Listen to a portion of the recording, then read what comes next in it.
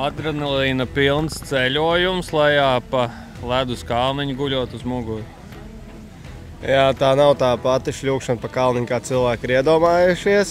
Tas ir tāds, var teikt, ekstrēms sporta veids, kur tiešām liela ātruma traucās lejā pa reni.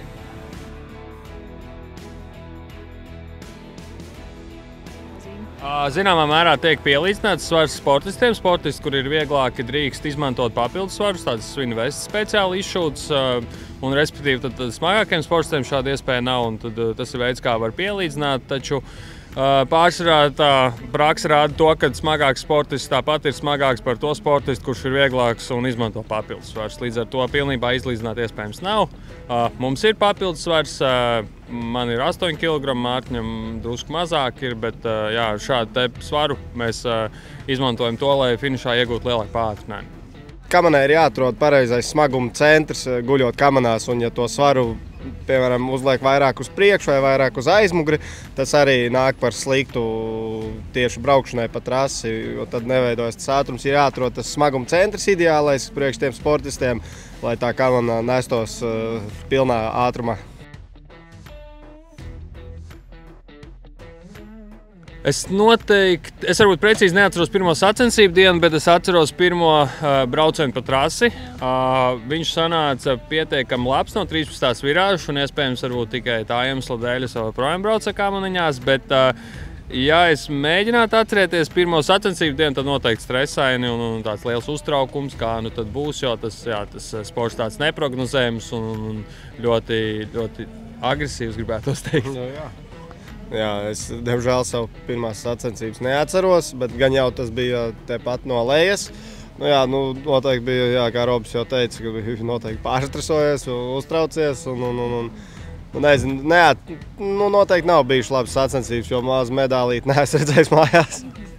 Skaidrs, bet tagad tas stress ir mazinājies, nav vairs tāds uztraukums?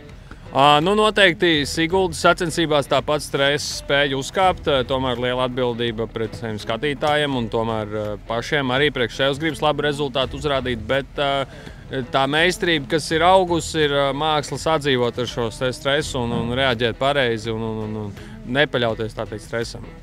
Neļaut stresam pārņemt savu ķermeni, jā, bet arī stress mums ir sastopams arī treniņos, aizbraucot uz jaunām trasēm, ir liels stress, pirmie braucieni tīpaši, un tad atkal tajā ritentiņā ieiet, un tad jau paliek mazāks, bet stresu, es gribētu teikt, mēs dzīvojam arī visu ziemu.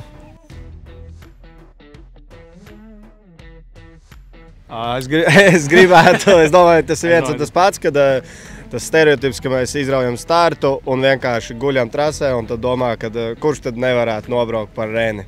Ja tie cilvēki, kas to saka, es domāju, varētu kaut kādā ziņā sāorganizēt to komuniņu, to bariņu, kas tā saka, un iedot nobraukt vismaz no pustrasītes.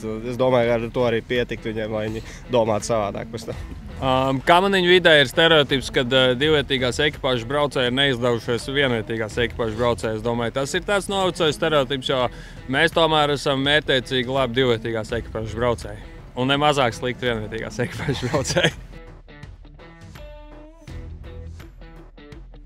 Pusauģu vecumā es daudz spēlēju volejbolu jaunatnes līgās, līdz ar to es iespējams būtu volejbolists, bet ja tu man ļautu izvēlēties, es teiktu, ka es gribētu būt profesionāls golfers. Es arī pusauģu gados nodarbojos ar volejbolu, bet diez vai es būtu izdevies volejbolists. Varbūt maksimums soliņu sildītājs. Bet ir grūti pateikt, kurā sportveidā es būtu, jo kā sāku nodarboties ar kamniņu sportu, pirms tam nodarbojos ar daudz sportveidiem, bet, kad sāku profesionālāk nodarboties ar kamniņu sportu, visi sportveidi pagāja malā. Tā kā, ir grūti teikt. Es domāju, Mārtiņš būtu labs Latvijas izlasē makšķerēšanā. Jā. Papildinājums. Jā, tur arī jāskatās.